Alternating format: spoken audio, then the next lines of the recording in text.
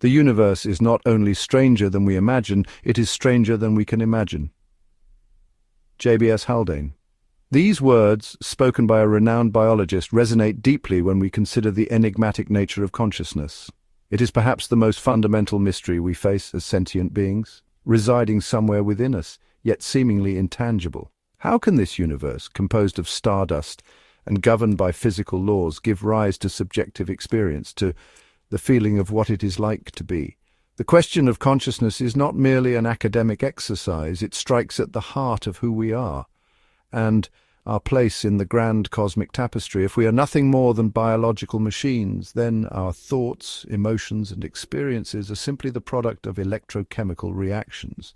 But if consciousness is something more, something beyond the material, it hints at a profound connection between our inner world and the vast universe outside.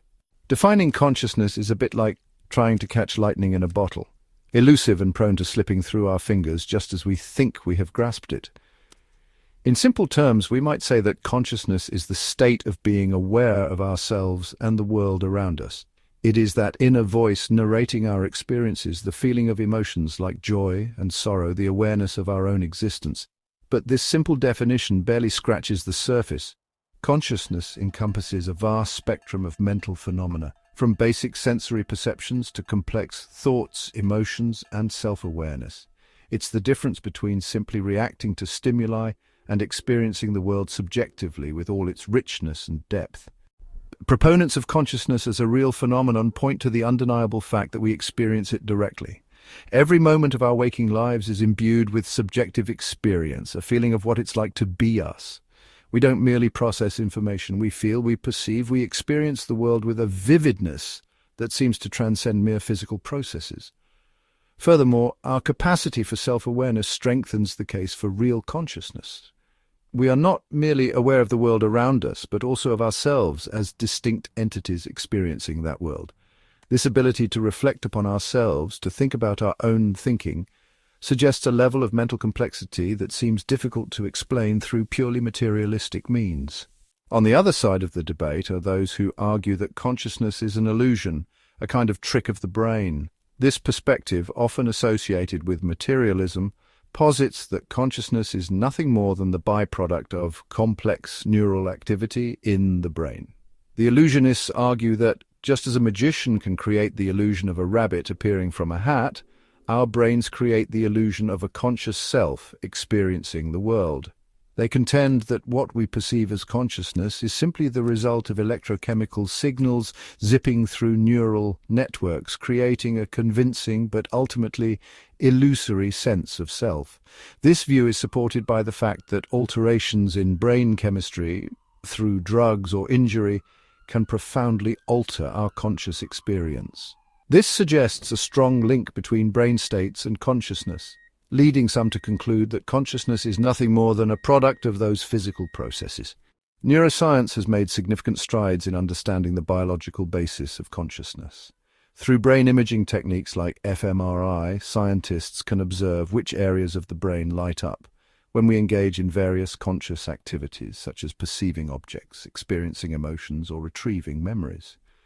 Studies have identified specific brain regions associated with consciousness, including the prefrontal cortex, involved in planning and decision-making, and the thalamus, which acts as a relay station for sensory information. However, pinpointing the exact neural correlates of consciousness remains a formidable challenge. While neuroscience provides valuable insights into the brain's role in consciousness, it hasn't yet definitively answered the hard problem of consciousness. How do physical processes in the brain give rise to subjective experience? The nature of consciousness has been a central theme in philosophy for centuries. Philosophers like René Descartes grappled with the mind-body problem, questioning how the immaterial mind interacts with the physical body.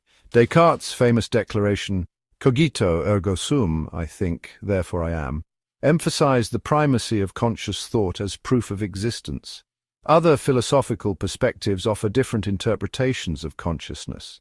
Idealism, for instance, posits that consciousness is the fundamental reality, and the material world is a manifestation of mind.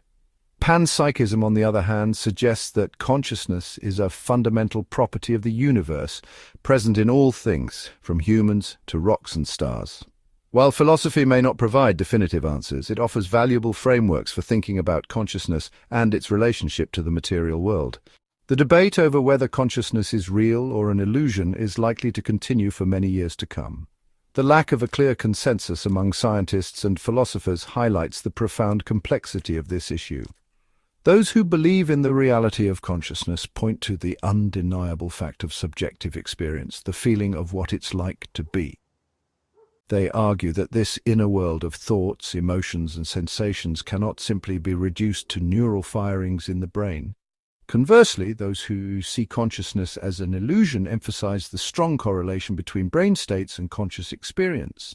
They argue that our sense of self is a convincing but ultimately illusory construct created by the brain. So is consciousness a fundamental aspect of the universe, or is it merely a trick of our complex brains?